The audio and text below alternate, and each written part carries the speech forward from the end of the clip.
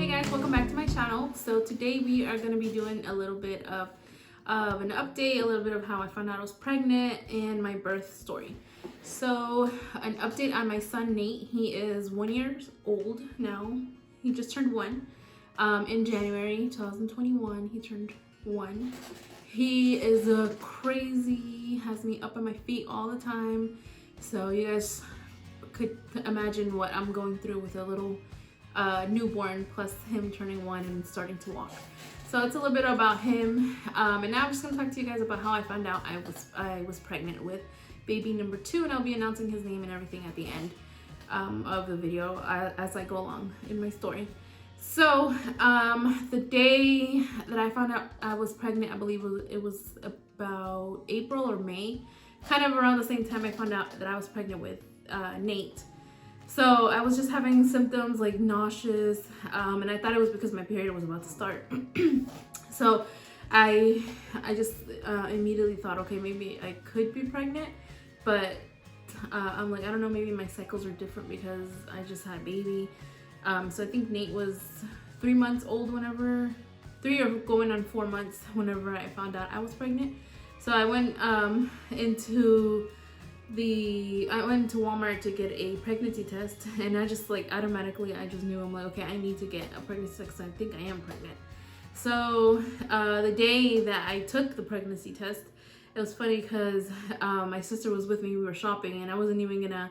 I was trying to hide it from her that I was gonna go get a pregnancy test. And now at Walmart, you have to actually literally go and tell somebody, an associate, to go open the I guess the key. Get a key to open the box for you. So as I was going over there to the registers, the lady was taking the pregnancy test to the register, and she's just like, what are you doing? And I was trying to keep it a secret, but that didn't happen. That didn't work out. She eventually found out that I was gonna go ahead and take a pregnancy test. So she was already giving me the face like, you better not be pregnant like this, because I always jinx myself, and I said, oh no, I'm gonna have a baby literally right after my first. So we'll get into that after. So I come home, my husband, he was with Nate in the bed, and I showed him, I'm like, look what I have. And he's like, what is that? And he's like, I'm like, oh, it's a pregnancy test. He's like, no way. And I'm like, I don't know, we'll see. So a little different from the first time with Nate. He was not the first person. The first person that I told was my brother-in-law. So this time it was him. So this pregnancy announcement was way different from my first. So I go in the restroom, and I'm just thinking like, okay, maybe it's not gonna be positive. Maybe it's just, my cycle's about to start. And out of nowhere, like immediately, I go ahead and pee on the stick, and immediately I see 2 lines, and I'm just like, I was not even in shock. I was just laughing. I came out of the restroom, and I opened the door to tell my husband, I'm like, look, and we both started laughing like crazy. We couldn't believe it. We were just, I think in a way we kind of were just like, okay, we know. We already knew we were gonna have a baby that fast. And in a way it's fun. It's hard, but it's fun that my boys, because he's my second baby is a boy, he's gonna get to grow up so close in age with Nate. So that's a little bit about how I found out I was pregnant. Then eventually we did the gender reveal. I was hoping it was gonna be a girl, so that way I could be done, no more babies after that. But he's a little boy, so we'll see about baby number 3. We're not gonna say anything too soon, because I said that in my other videos, and look what happened to me. I had another baby. So we'll wait on baby number 3. So as far as symptoms, my pregnancy did go kind of the same way with Nate. I didn't have too many pregnancy symptoms. This time I didn't really have too many cravings like I did with Nate. I craved a lot of Salvadorian food. This time I actually craved a lot of Mexican food. So not too much of the crazy cravings. You guys know COVID happened in 2020. I stayed with Nate for about 2 months, 3 months, and then eventually I went back to work. And I went into work whenever COVID was, crazy. It was barely starting here in the United States. I think it was in March or April whenever I returned back to work. So it's a little bit different when I went back. I wasn't really seeing, too many patients, doing too many things that I had to be, in too much of a close contact with patients because of COVID. But as far as work or anything like that, nothing different than when I was pregnant with Nate. So this time around, I did end up leaving my job and actually quitting my job in December. I just wanted to have a little bit more time with Nate because he was not gonna be an only child anymore, and I wanted to give him a little bit more time. So eventually, I just quit my job in December of 2020. So I had not too long because my due date was actually January 30th. Alrighty, so now we're gonna get into how labor and delivery went. I know this video is a little bit,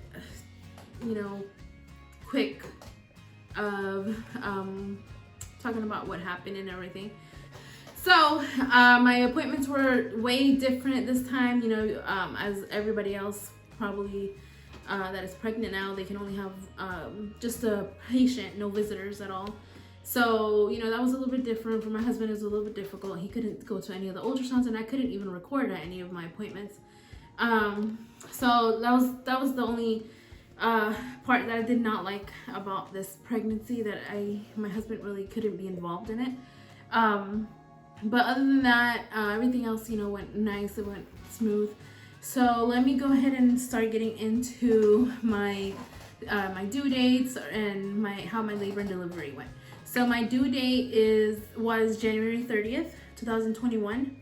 So everything went good in my pregnancy until about my second trimester, not in school, sorry, second trimester. So at my second trimester, or a little bit close to whenever I was supposed to do my fasting glucose test.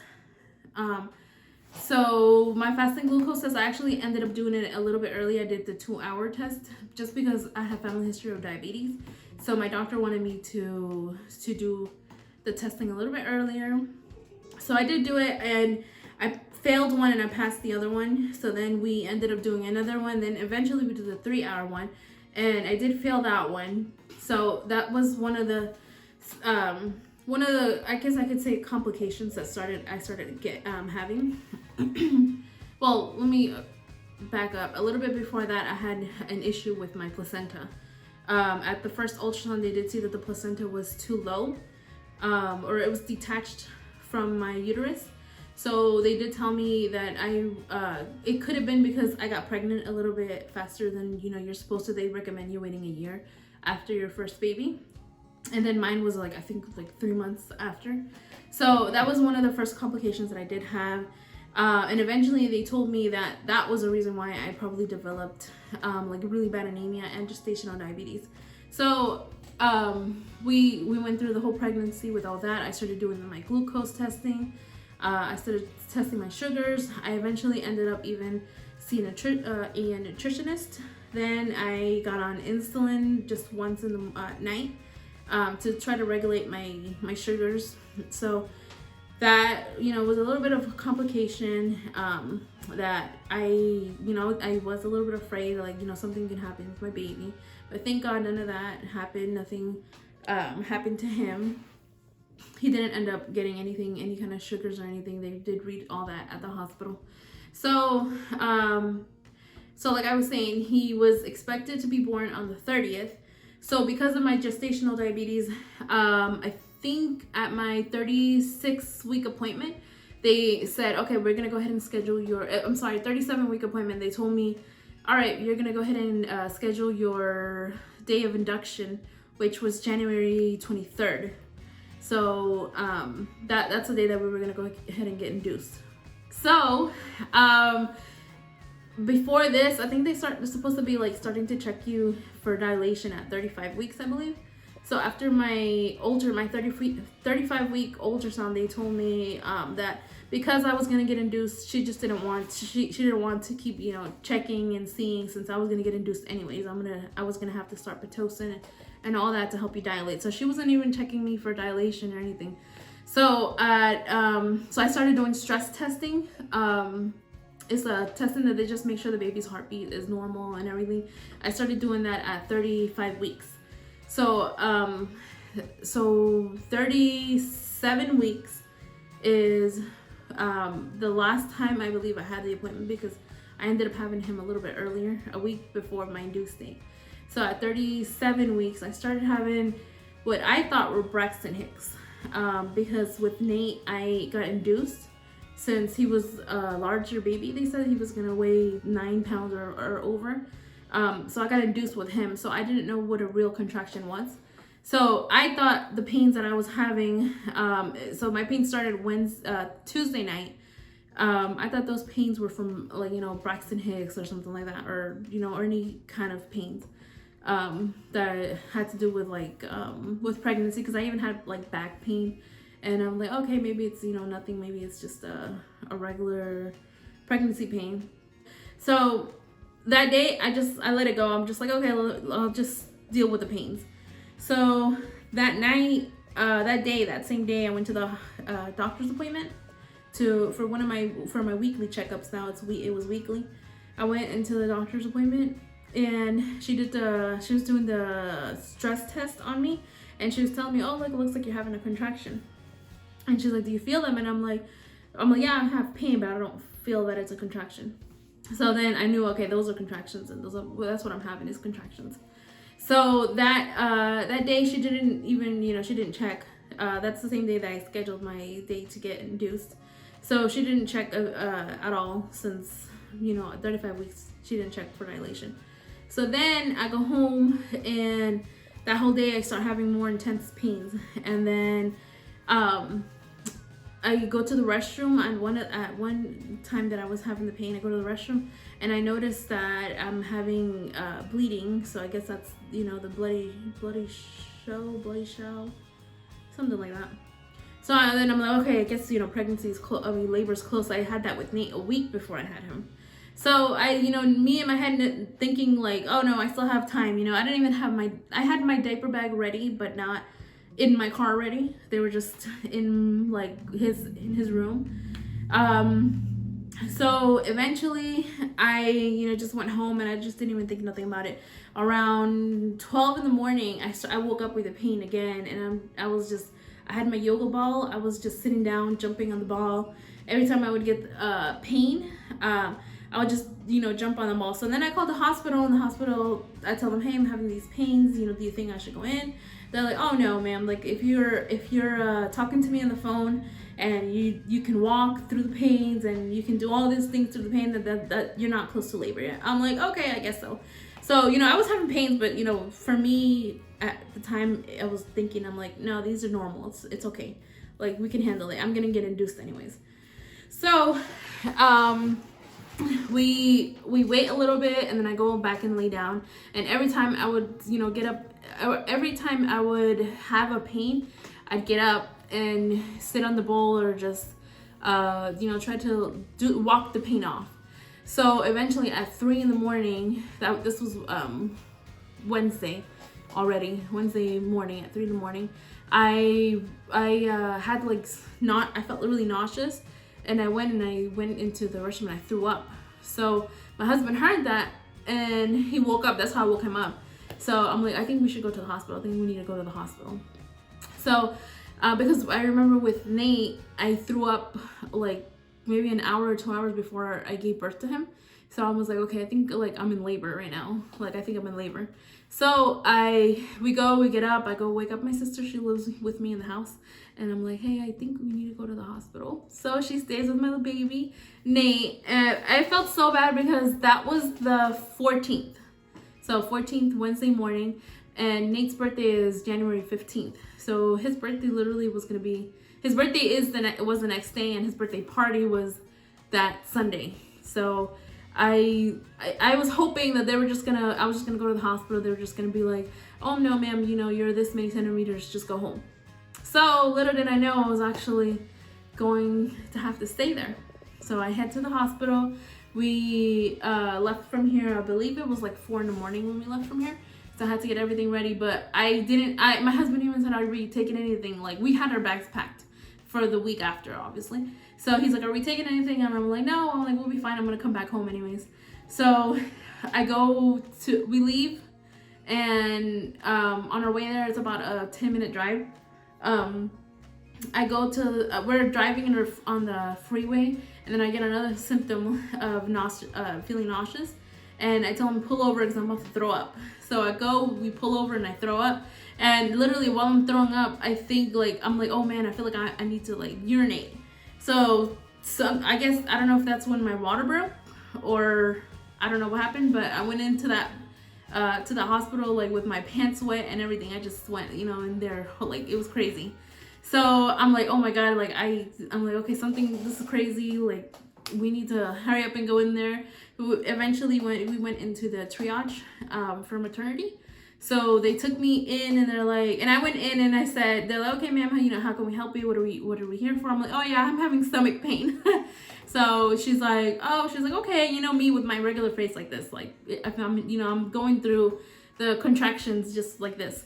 And then she's like, okay, so, you know, they get all my information and they take me into the triage and tell me, you know, get dressed, put this gown on, and then we're gonna go ahead and check you. Then they connect me to all the monitors for the baby's heartbeat, just to make sure he's doing good. So then they ask me how far along, you know, all the questions that they ask you before, you know, if you go into an emergency room.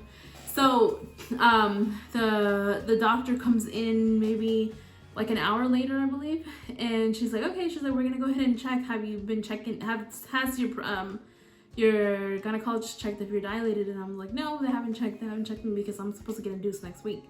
So she's like, okay, let's go ahead and check. So she's like, okay, we're gonna go ahead and check. And then remember, I'm telling you guys, I'm feeling all nauseous, and you know, like, I guess maybe the nauseousness was because I was nervous. So she goes in there and checks, and when she's like, she just looks at me and she's like, oh no, she's like, you're 8 centimeters. And I'm like, wait, I'm like, what? And then she's like, yep, she's like, we're not even gonna move you from this bed, you're getting admitted right now. So after she left, me and my husband, like, I just look at him and I'm like, this is crazy, like, we were not ready. We're not ready for him to be here today. And then I'm like, give me that barf bag. I'm like, I need to throw up right now.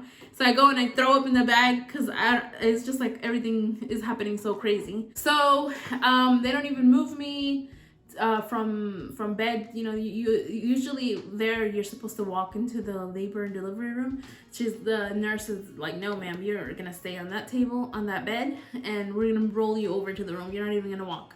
She's like, because you can actually see that the baby's already effaced. So we go into the room, and that's when we start dialing up everybody, tell them, hey, this is about to happen. So that was around maybe 5 in the morning. They start hooking me up with the IV. I guess because of the lack of, you know, no water, being I was like dehydrated. It took a while to actually get my IV started. So all I can hear is the doctor telling me, you know, if you want the epidural, you might not have time for it. And with Nate, I had the epidural. So with this one, it was my plan. My plan was to also get it. But, you know, at the end of the day, if anything changed, then it was okay. But I was thankfully able to get the epidural. So a few minutes pass, the doctor comes in and she's like, okay, she's like, everybody that kept coming into the room kept asking, okay, how many centimeters is she? And, you know, asking how far along the contractions are and everything. Everybody that kept looking at me, they're like, you don't even look like you're in labor. She's like, everybody was like, they're like, are you sure that you're not having any pain? And I guess like out of like everything, me being in shock that I was about to go into labor, like I wasn't even thinking about anything. Like I was just like, it was like in not worried, but like more in like, all right, let's get this started. Let's go ahead and do this. And then, you know, my plan was never to have a labor like this. My plan was, you know, me and my doctor's plan was, okay, induction, you know, everything happens after the Pitocin starts. So this automatic, like, you'll dilate after the Pitocin. So I did the dilation at home. I did basically most of my laboring at home. Okay, so then after finally getting hooked to the IV, everything, all the monitors, everything hooked up, and then the nurse checks one more time and to make sure. Then eventually, I think around 6 in the morning, I was already at 9 centimeters. 6 or 7 in the morning, I was 9 centimeters. So then they did the COVID test. They did all that stuff that they need to get ready before. So then she comes in the room and she finally tells me, okay, we have time for your epidural. So thank God I got that epidural. So mainly with the epidural, it wasn't even because of the pain. It was just the delivery part that I was, you know, scared about and worried about, that I'm just like, I don't want to feel those pains. So if you can give me something to calm the pains down, I'll take it. So the anesthesiologist comes in and he gives me the lightest dose of epidural, because he even tells me, he's like, you don't look like you're in pain. You look like, you know, you're good. So I'm like, oh no, please give me that epidural, because I don't want to feel anything whenever he comes out. So then he's done. It took him a couple of minutes to do that, because he has to do an ultrasound. He has to do so many things before giving me the epidural shot. So after he leaves, like literally a minute or 2 minutes after, she checks me again. She's like, Mama, she's like, you're 10 centimeters and I can see your baby's head is down there. We can see his head. So the doctor comes in. She's like, oh no. She's like, no more waiting. Get everybody. She's like, get the army in here. So out of like nowhere, like seconds later, I start seeing all the nurses come in with all their equipment, and this, you know, showtime. So this is the moment that we've all been waiting for, where Mr. Davian comes into this world. So, and I say it that quick because he literally took one push, 1 minute to come out. So the doctor checks. She's like, all right. She's like, give me one. I think I did like 2 practice pushes. And then she's like, okay, no more. She's like, don't push no more, because we got to take the bottom piece off of the bed. She's like, because his head is right there. So Davian came out like a bullet. He came out in like a minute or 2 minutes. He even splattered blood all over his dad's shoe, all over the doctor. I was even scared that the doctor wasn't going to be able to catch him. So Davian had made his grand appearance. Very grand. So that was January 14th, 2021. He decided that he would have his brother's birthday. He would be born a day before his brother's birthday. So, you know, I get to celebrate 2 birthday parties together. And eventually, I thank God, because of COVID, you know, I know COVID is crazy, but because of COVID, I didn't have to stay at the hospital the 2 nights. I was able to go home the next day, which was the 15th. So I was still able to go hug my baby for his first birthday. That was like the saddest part for me, because, you know, he was about to be 1, his first year of life. And then his birthday party, which I actually didn't get to go to his birthday party. I'll be putting a little bit of pictures that were taken that day for him, and stuff that we did since then. But, you know, that was my birth story. Kind of crazy, kind of different than Nate's birth. But, you know, it was nice knowing that I didn't have to get, you know, any C-section or anything, because that's what the worries we had with my doctor, because of my placenta, because of the gestational diabetes, and because of my anemia getting worse. I already have anemia, but they said it was worse because of the placenta. So, you know, all those things, thank God, were cleared up. My baby, like I said, they tested him at the hospital. You know, he was good. I was good. I know, and I give thanks to God that he gave me another little baby boy. So his name is Davian Eli. And then, and so with his name, we wanted to match Nate's name, which is Nathaniel Levi. So that's what we did for his name. So that's basically it for today's video. Just wanted to share with you guys a little bit of an update on Nate, a little bit of how I found out I was pregnant, and my birth story. There'll be more videos that I like to do, maybe more like day routine, night routines, or just things, you know, day in the life that I do. So right now I am a stay-at-home mom. So I don't know, maybe in the future I'll go back to nursing. Right now the medical field, you know, it's a little bit crazy with COVID. So that's mainly, you know, the reason why I didn't want to continue working, that plus staying with Nate. So I will be a stay-at-home mom for a while, and we'll see how things go from there. So I hope you guys like today's video. I hope you guys can like, comment, and subscribe to my channel. So that is it for today. Thank you. Bye-bye.